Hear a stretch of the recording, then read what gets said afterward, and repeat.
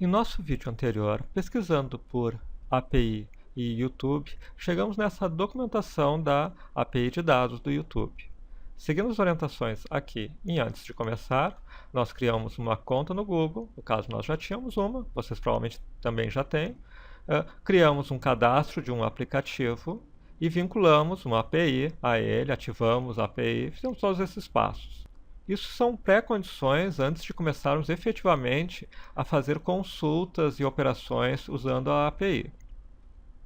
Após isso, ele inicia com uma série de informações bastante técnicas em relação aos recursos de uma API, ou seja, aqui estão, como grosso modo, como se fossem as diferentes funções que nós podemos chamar: Activity, Channel, Playlist, que é o que nos interessa, certo? Então aqui estão recursos que nós podemos ter acesso e que vão nos permitir realizar as operações.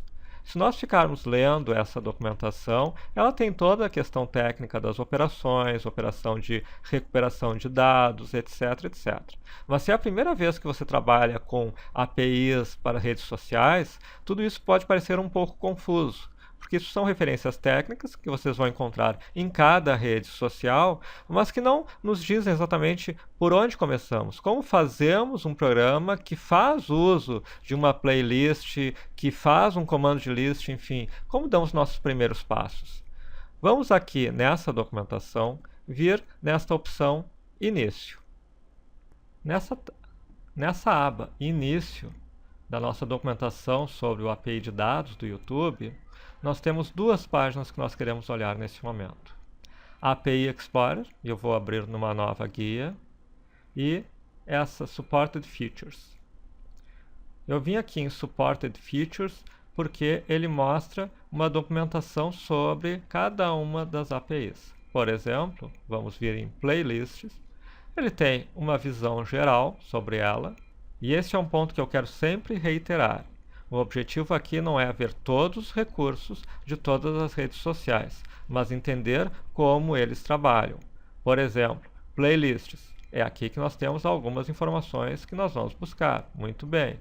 Ele mostra aqui uma documentação sobre como funcionam as playlists e os métodos vinculados a ela. Vamos entrar no método list. Retorna um conjunto de playlists, etc.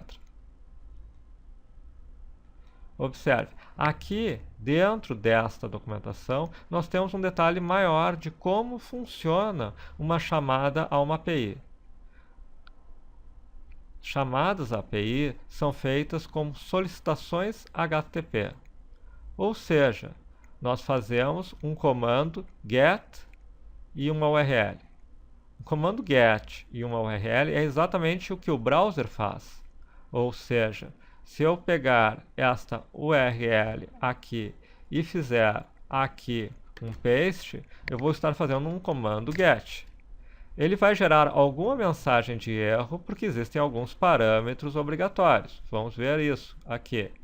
Ele retornou, já vamos ver o que é esse formato, mas ele retornou com uma mensagem de que exige um parâmetro, o parâmetro part.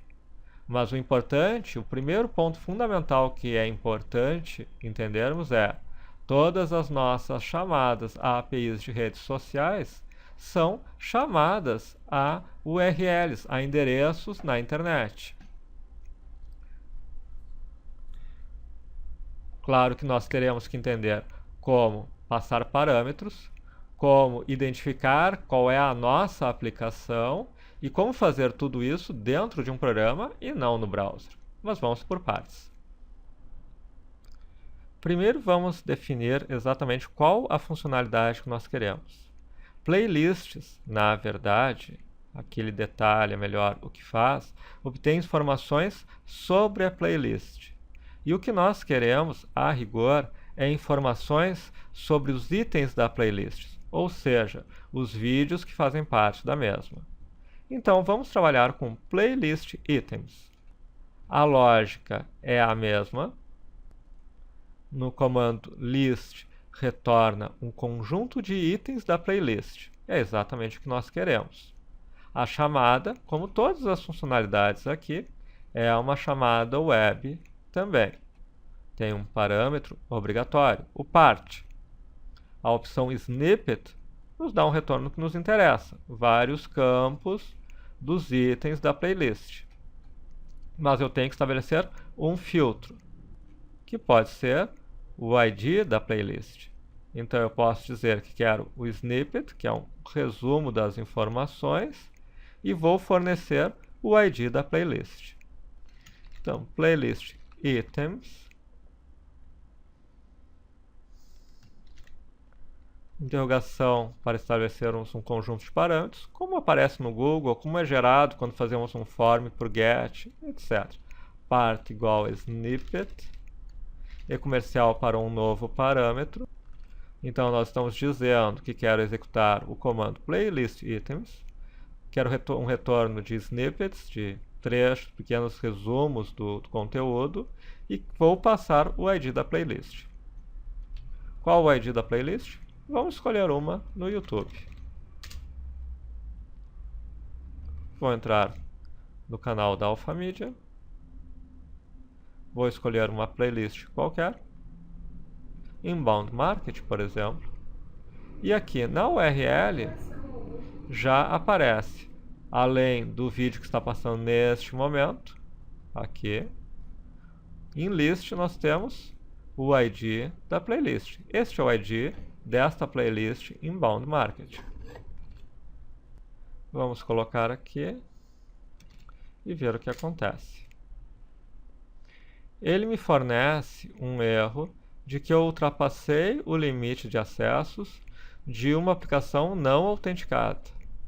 Então, é claro, com este acesso aqui, em nenhum momento eu disse qual é a minha aplicação, eu não me autentiquei. Existem mais de uma forma de fazer uma autenticação, e nós estamos começando com a mais simples de todas, que é uma autenticação simples, passando uma chave que nós, no vídeo anterior, geramos. Vamos ver como fornecemos essa chave. Lembram que eu abri duas janelas, uma da nossa documentação e uma do Google API Explorer? O que é esse Google API Explorer? Na verdade, apenas uma forma de mais facilmente fazer o mesmo que eu estava fazendo aqui. Part snippet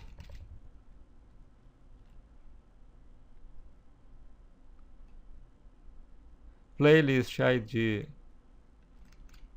e certamente ele vai gerar o mesmo erro. Execute sem a autorização ao auto, que é o que nós vamos ver no futuro, que é uma autorização mais complexa. O que ele mostra aqui? Ele mostra part snippet, playlist ID e tal, e ele já nos diz como nós devemos passar nossa chave de API, que igual a nossa chave de API. Aqui ele, inclusive, já está nos dando a resposta. Vamos testar aqui pela URL, e-comercial, que igual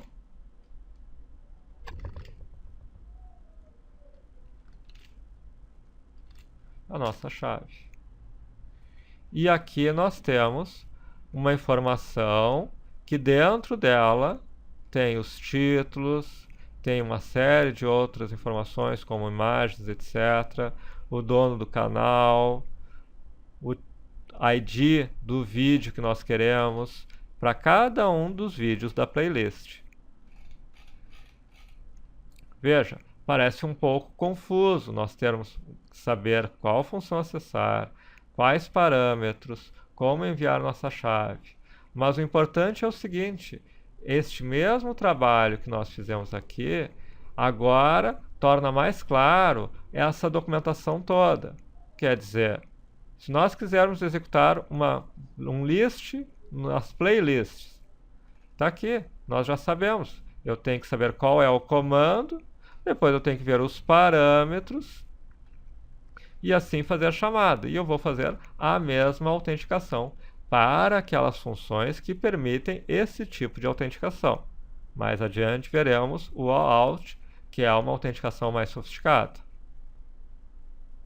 Então, poderíamos, Mas, claro, isso faz sentido quando avançarmos um pouco mais nos nossos conhecimentos, mas poderíamos agora fazer a execução de vários outros tipos de comandos da API do YouTube. E outras APIs de outras redes sociais são semelhantes. Claro que nós não resolvemos todos os nossos problemas para conseguir gerar a lista dos vídeos de uma lista.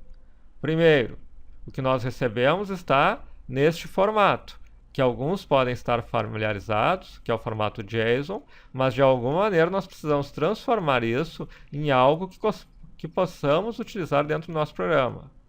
E antes mesmo disso, nós precisamos executar este comando dentro do nosso programa. Aqui estamos acessando diretamente pela web.